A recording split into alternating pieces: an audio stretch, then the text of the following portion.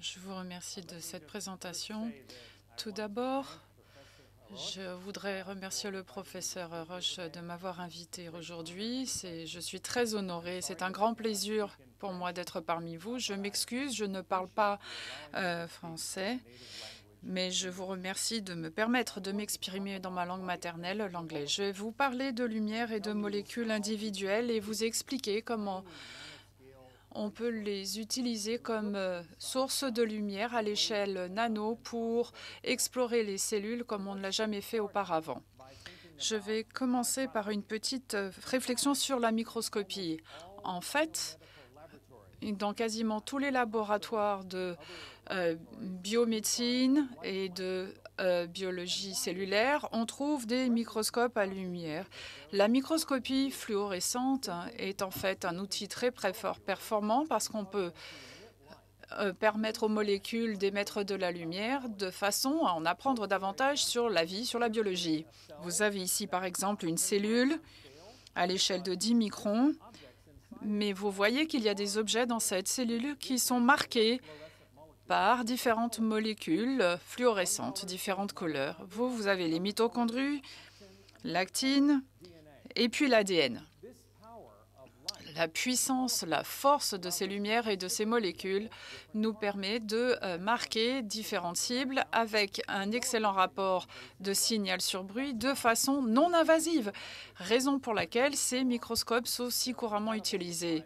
Et ils sont compatibles avec les cellules vivantes, mais en même temps, on sait que les cellules sont pleines de tout petits objets de 10 nanomètres en moyenne. Mais est-ce que l'on peut les voir individuellement?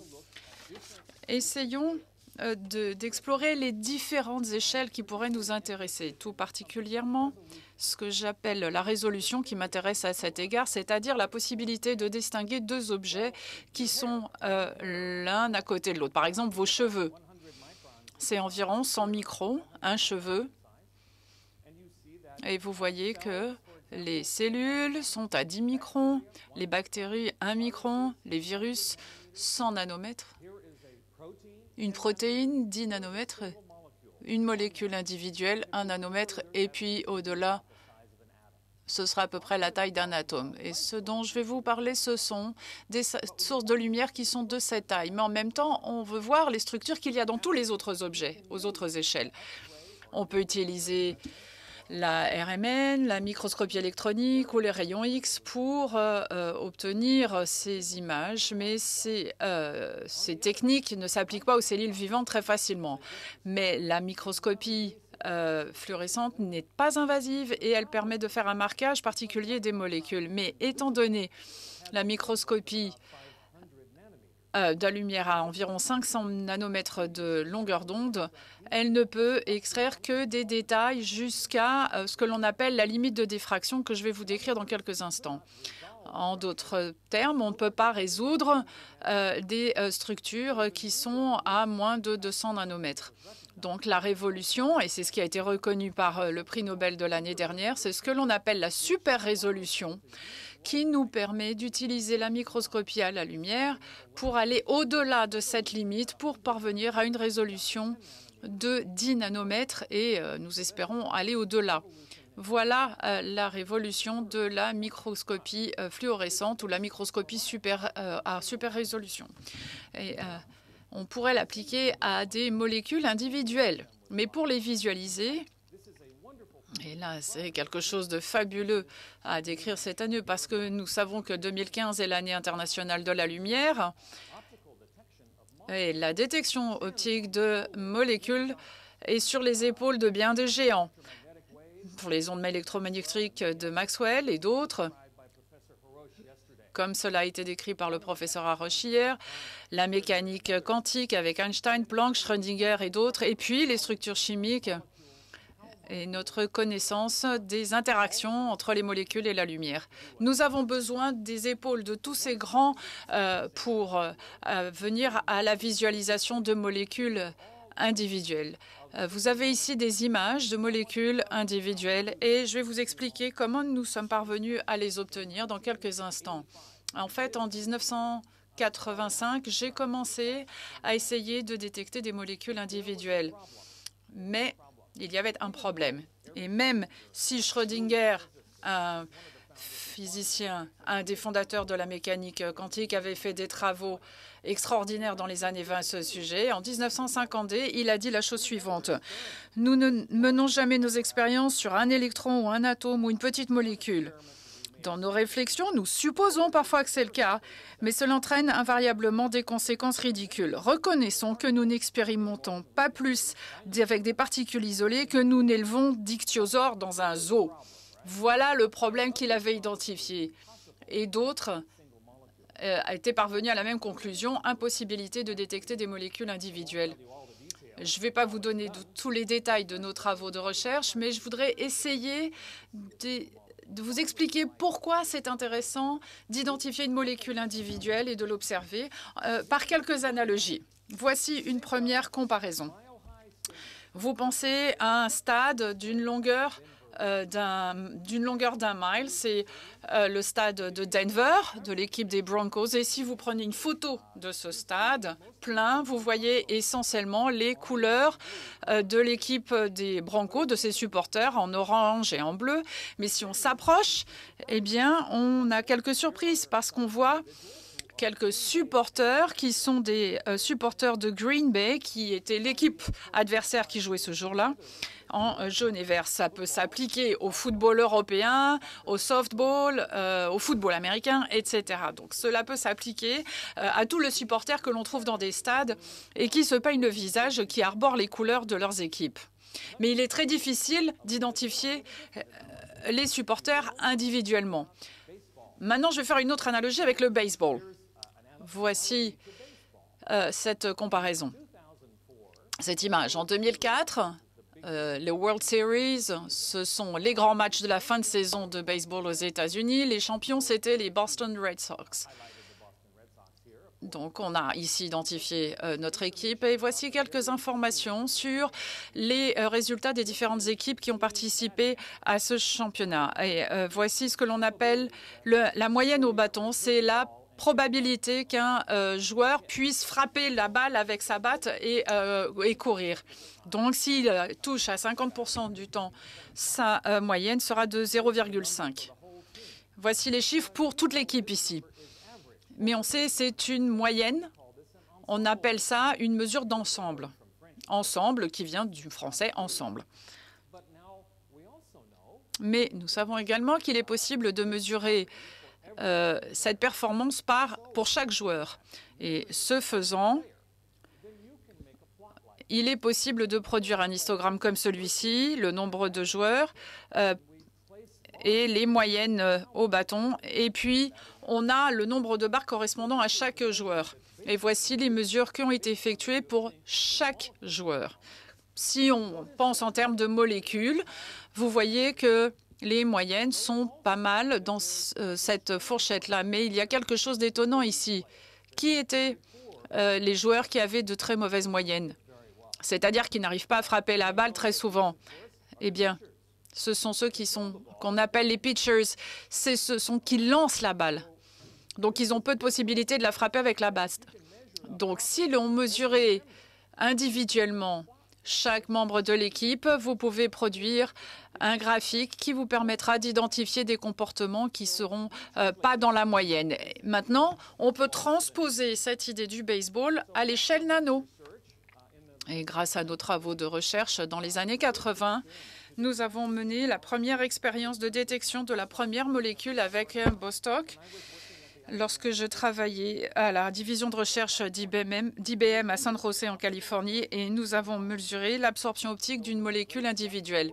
C'était un grand pas en avant qui reposait sur le pentacène. Et c'était dans un élément transparent. Une année plus tard, une autre expérience importante a été menée au laboratoire de Michel Aury à Bordeaux, où on a également détecté des molécules individuelles en utilisant une autre méthode, c'est-à-dire par méthode immédiate. Et c'était une découverte absolument extraordinaire à l'époque. Maintenant, je vais vous parler un petit peu plus de cette fluorescence. Qu'est-ce que la fluorescence et comment pouvons-nous l'observer à l'œil nu? Brièvement, alors, Comment les molécules fluorescentes interagissent-elles avec la lumière? Il va d'abord y avoir une absorption de lumière, un photon qui arrive, va toucher la molécule et va mettre en état d'excitation un électron. Ensuite, la molécule se relâche et au bout de ce relâchement, l'espace énergétique se réduit, si bien que lorsque la molécule émet de la lumière, elle va émettre à une longueur d'onde plus longue. Donc, si vous partez avec de la lumière verte, vous pouvez avoir en sortie de la lumière orange. Maintenant, je voudrais vous démontrer cette idée et vous expliquer comment ça fonctionne. Et pour ce faire, on va simplement prendre quelques ustensiles tout à fait rudimentaires. J'ai ici une ampoule qui contient simplement de l'eau. Et puis, j'ai un surligneur orange. Et lorsque vous faites cette expérience, vous prenez un surligneur pas cher, pas ceux de super qualité très fins. Et nous allons donc ouvrir notre petit flacon et mettre la pointe du surligneur dans l'eau, l'imprégner juste pendant quelques secondes. Voilà, c'est fait.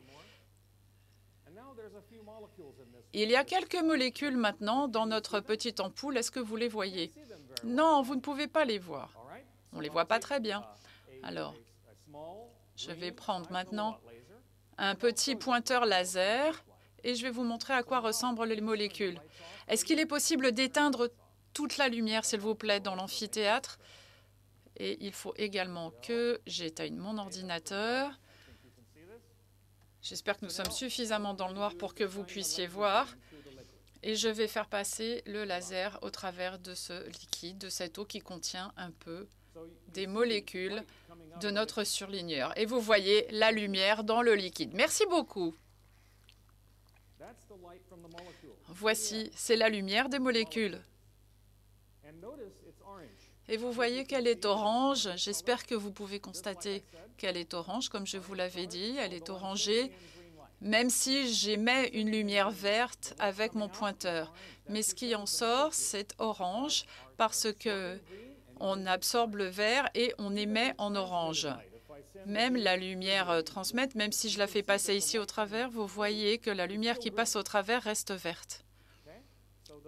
Donc les molécules absorbent une toute petite quantité de la lumière et la transforment en cette lumière orange que l'on peut voir. C'est un peu comme une petite balise. Voilà, pour la fluorescence, c'est la fluorescence issue des molécules. Maintenant, on peut rallumer la lumière, s'il vous plaît. Merci.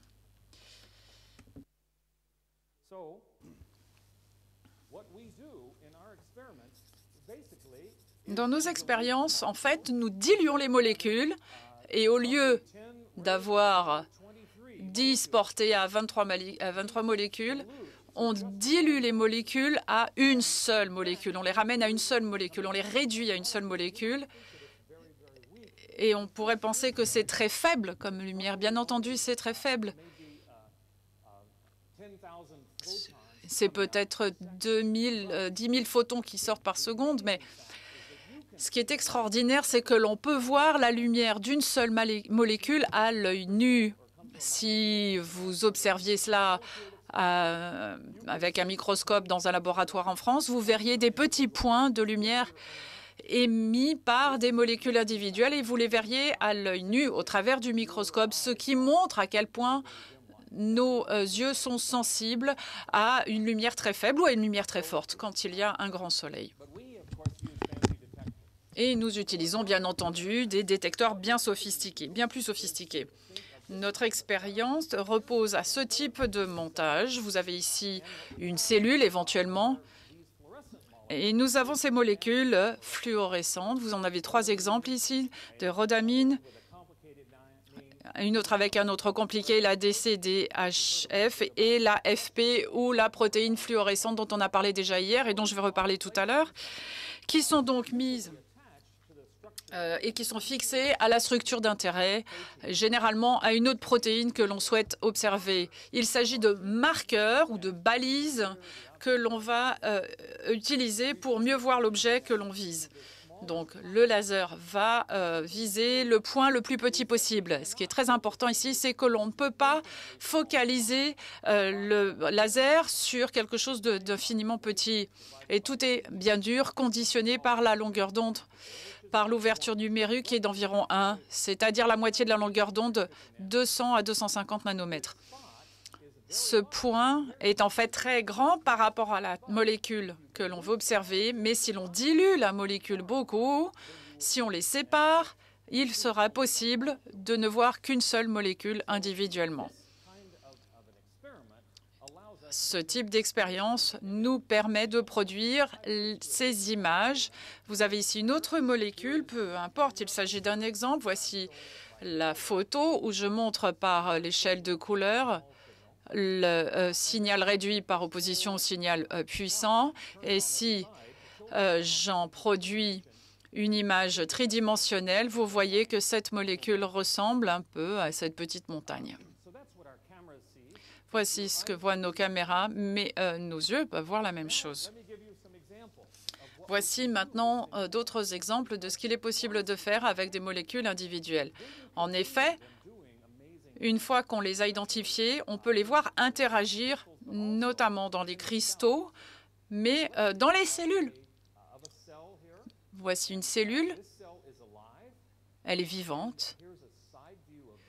Vous avez une vue latérale de cette cellule. Nous, ce qui nous intéresse, ce sont les protéines situées dans les membranes. On s'intéresse aux protéines transmembranaires qui s'appellent la MHC2. Donc, c'est la protéine de complexe histocompatible majeur de type 2. Donc, on va l'appeler MHC2. Elle est essentielle pour le système immunitaire humain. Dans vos cellules actuellement, ces complexes sont à la surface de vos cellules et elles contiennent un petit antigène qui est présenté à l'extérieur dans l'éventualité où une cellule T vient voir si c'est un ami ou un ennemi. Et nous avons marqué dans cette expérience avec un colorant fluorescent, comme les fluorescents que je vous ai montrés tout à l'heure, ce qui nous permet de localiser ce complexe transmembranaire. Vous avez donc des points de lumière qui viennent de protéines MHC2. Maintenant, je vous ai montré aussi comment les choses je vais vous montrer comment les choses évoluent dans le temps. Le comportement des molécules sont tels qu'il y a des déplacements constants avec une diffusion autour de la membrane.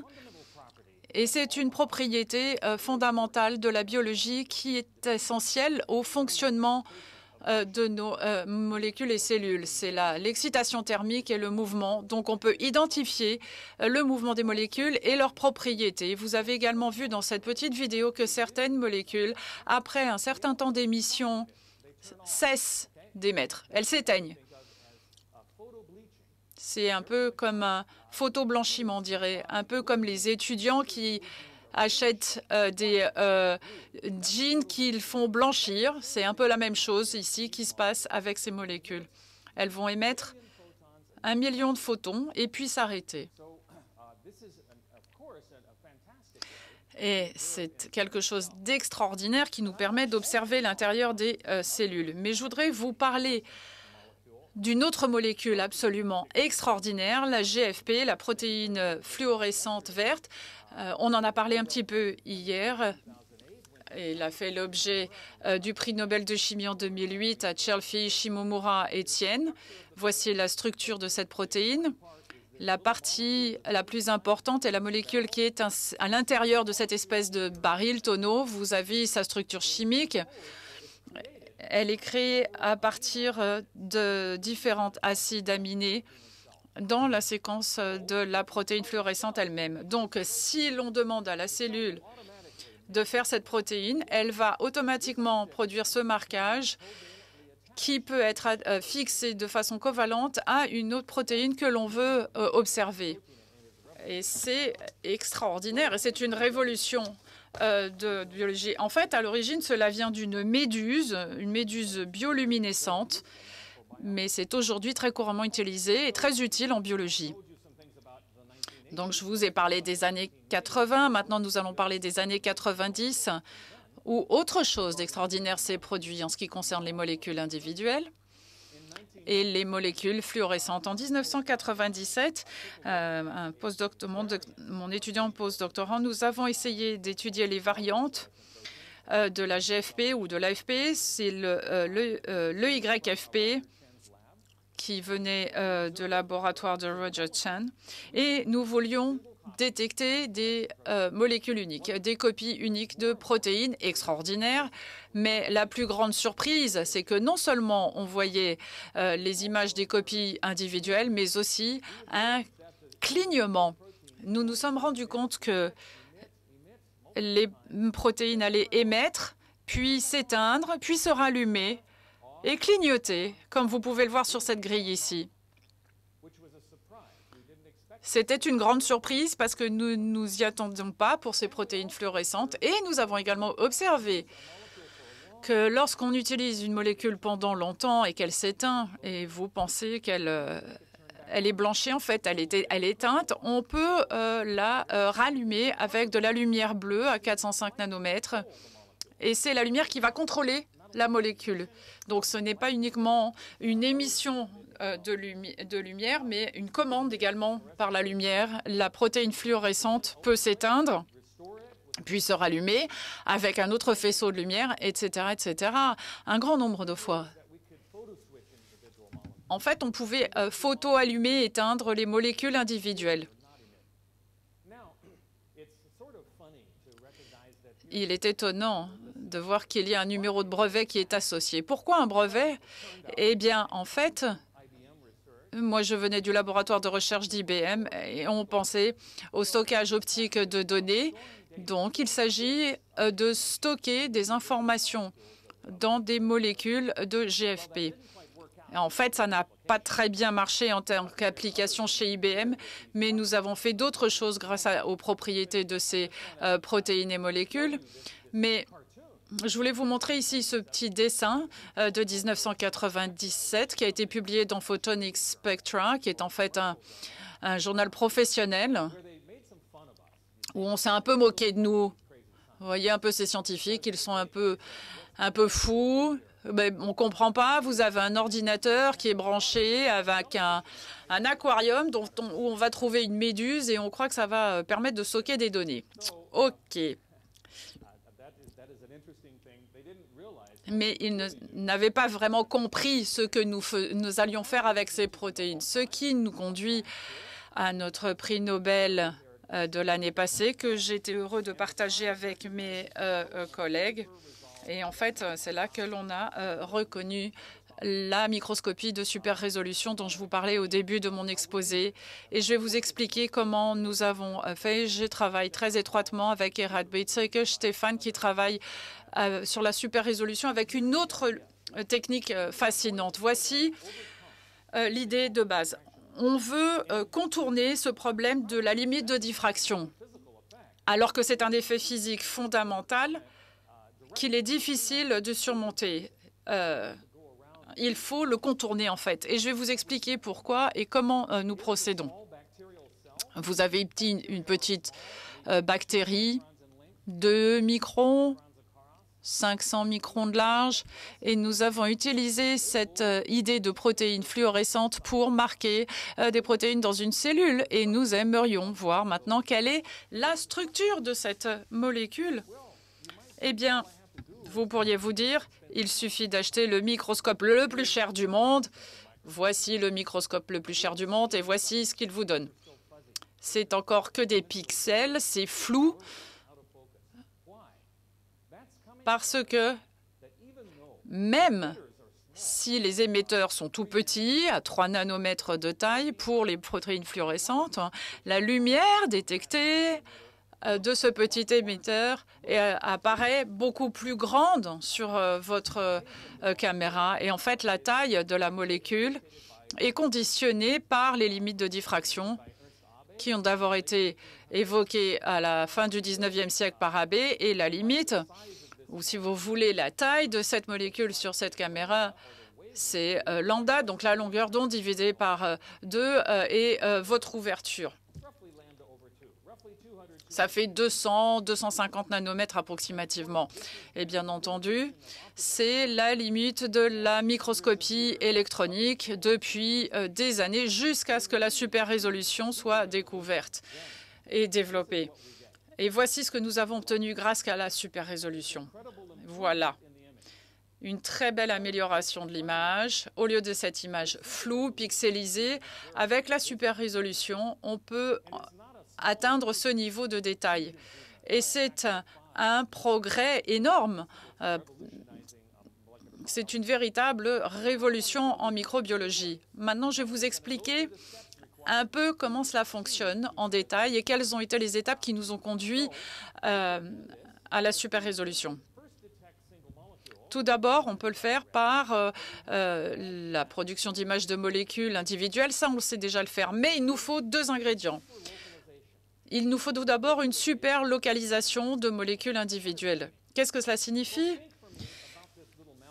Pensez par exemple à cette petite montagne. On appelle ça le Cone Cinder parce qu'il est au milieu d'un lac volcanique. Au milieu d'un lac qui est dans le cratère d'un volcan. C'est très, très beau. Si vous avez l'occasion d'aller le voir, voici donc l'échelle que je vais vous montrer sur chaque photo. On est à 120 fois 10 puissance 9 nanomètres. Ça fait 120 mètres. Mais il faut qu'on utilise une échelle en nano. Donc, si vous prenez votre téléphone, votre smartphone et que vous allez en haut de la montagne, vous pouvez enregistrer la position de cette montagne très facilement. Et c'est ce que l'on fait avec les molécules individuelles. Voici l'image d'une seule molécule qui ressemble à une petite montagne, dont sa largeur est la limite de diffraction, mais on peut définir sa position beaucoup plus précisément en hauteur qu'en largeur. Donc, on va prendre une photo de cette molécule individuelle, l'étaler sur des pixels grâce à notre détecteur et utiliser un processus mathématique pour définir plus précisément ce qu'elle est. C'est ce que j'appelle la superlocalisation. Ce n'est pas une nouvelle idée scientifique, mais c'est quelque chose de très performant si vous voulez identifier précisément vos molécules individuelles. Autre élément clé, il faut commander activement le nombre de molécules émettrices. C'est très important. Imaginons que c'est la structure que l'on veut observer. On peut l'orner de marquages de protéines fluorescentes. Et si on passe le laser et qu'elles émettent toutes en même temps, elles vont toutes émettre ce point-ci et tout cela va se chevaucher. Donc, on voit une image complètement floue. La solution à ce problème, c'est d'utiliser des molécules qui peuvent aller d'un état à l'autre. Elles n'émettent pas, elles sont off, en B, ou elles passent à l'état A, qui est l'état d'émission de lumière par la molécule. Il est essentiel d'avoir ce type de molécule. Si vous disposez de ce mécanisme, vous pouvez être certain qu'un certain nombre de molécules seront éteintes à un moment de l'expérience. Et ici, on va allumer uniquement un certain nombre d'entre elles. On peut donc les localiser par superlocalisation et définir leur position. Et puis, au fil du temps, on va en rallumer d'autres. On va avoir d'autres échantillons de la structure sous-jacente. Et la méthode par laquelle nous commandons les molécules est une parmi d'autres. Il peut y avoir une photoactivation en créant des molécules fluorescentes ou des molécules qui clignotent, comme celle que je vous ai montrée tout à l'heure. Et un certain nombre de mécanismes permettent de le faire. Donc, on répète l'opération. Et puis, au bout du compte, vous avez un certain nombre d'oppositions sur votre structure. Et ceci est lié également au travail de grands artistes. Vous allez prendre toutes ces positions et vous avez créé une reconstitution pointilliste de votre structure. C'est juste ce que Signac et Seurat ont fait au moment où Abe parlait de la limite de diffraction, curieusement. Voici donc la résolution qui a été faite, qui a été obtenue avec cette production pointilliste. Donc cette idée a été avancée avec Betsy en 2006 avec l'idée Palm. Il y a eu Storm avec Zwam, Hess avec Helpalm, et toutes ces abréviations, ces acronymes ont commencé à apparaître qui parlaient toutes de la capacité des chercheurs à allumer et éteindre ces molécules. Et nous, ce que nous avons fait, la réactivation YFP, mais nous n'en avons pas fait un acronyme, c'est resté en abréviation, pas d'acronyme. Alors, pour corriger cela, je vais vous donner un autre acronyme, c'est SMACM. La microscopie à commande active de molécules individuelles. Bien entendu, c'est un côté de blague, mais c'est qu'en fait, beaucoup de systèmes reposent sur cette idée. Maintenant, je veux m'assurer que tout le monde dans cette salle a bien compris comment ça fonctionne, que vous avez tous compris. Je vais vous faire une autre comparaison, celle avec les lucioles. Vous connaissez certainement ces très jolis insectes qui émettent de la lumière et qui s'éteignent aussi. C'est une lumière intermittente. Et voici comment on parvient à une super résolution. Vous pensez aux lucioles. Imaginez que vous voulez voir les branches d'un arbre. Et il fait nuit, et c'est l'hiver. Il n'y a pas de feuilles sur les branches. Vous voulez juste voir les branches, mais vous ne voyez pas les arbres parce que c'est la nuit. Et vous allez positionner des lucioles sur les branches des arbres, et puis ensuite vous observez ce qui se passe. Et puis les lucioles vont s'allumer, s'éteindre, et à chaque fois que vous voyez une luciole s'allumer, vous identifiez une partie de l'arbre, une branche, un rameau. Et vous avez, une fois que vous avez collecté toutes ces informations, vous reconstituez l'ensemble des branches de l'arbre. C'est un peu ce que nous faisons avec les molécules individuelles, mais à l'échelle nano, parce que chaque molécule fluorescente a une taille d'un nano approximativement. Maintenant, nous passons à l'échelle cellulaire. Nous en sommes à 2 microns ici. Voici la photo de cellules. Tous ces points viennent d'une molécule fluorescente qui est rattachée à des tubules, à une protéine qui forme une structure dans une cellule. Voici une image de notre film. Et à droite, il y a plein de petits points blancs qui sont en fait les positions de ces molécules. Sur l'image suivante, nous voyons d'autres molécules et d'autres points à droite. Puis à gauche, on fait image par image ici, on avance image par image. Et à droite, à chaque fois, on voit l'allumage et l'extinction. Voici maintenant le film complet. Et vous voyez ici les détails qui apparaissent, qui sont tout à fait spectaculaires, avec une résolution bien supérieure à celle que nous avons par une image avec limite de diffraction, à champ plus large. C'est ainsi que fonctionnent les cellules eucaryotes dans notre organisme. Et maintenant, je voudrais vous montrer comment ça marche sur les bactéries qui sont toutes petites. Et ici, je vais utiliser la protéine YFP qui est attachée à une protéine bactérienne. Voici donc une image à la lumière blanche. Vous voyez quelques bactéries ici, la fluorescence de ces cellules, et voici la fluorescence en mouvement. Et ça clignote. En fait, ce sont des protéines individuelles qui clignotent tout simplement.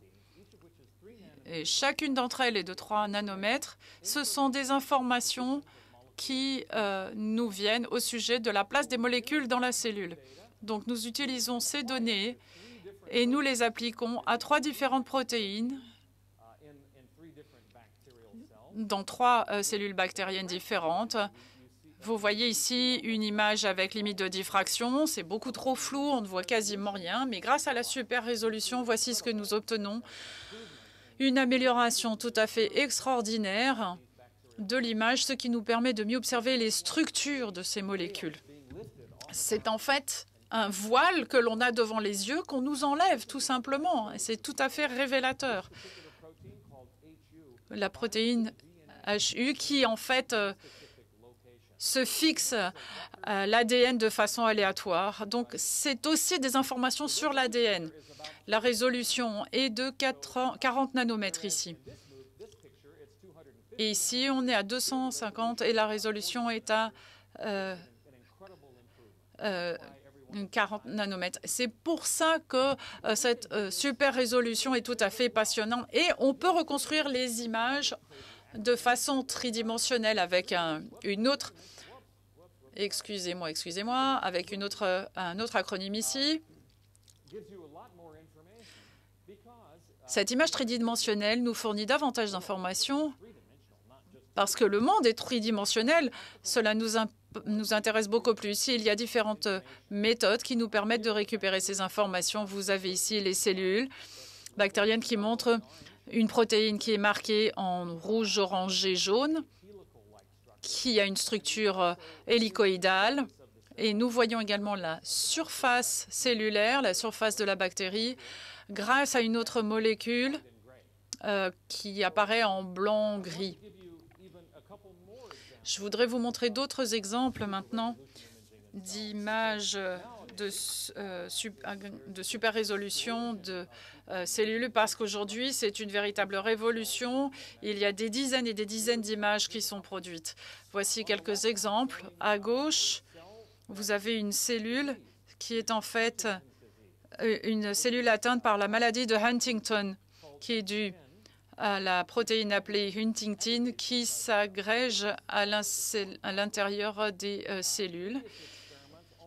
Les expériences précédentes n'identifiaient que ces inclusions qui étaient des tâches trop grandes, mais la super résolution nous montre qu'il y a un très grand nombre de toutes petites fibres qui sont si minuscules qu'elles sont en deçà de la limite de diffraction et donc il est impossible de les voir sans la super résolution.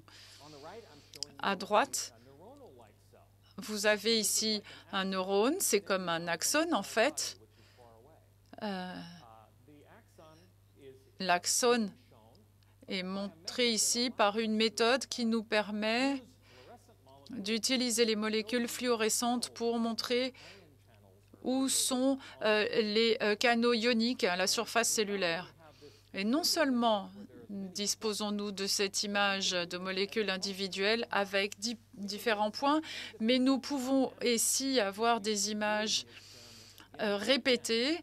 Si l'on mène l'expérience sur une durée particulière, nous voyons ici l'évolution de la forme de cette cellule dans le temps grâce à cette résolution.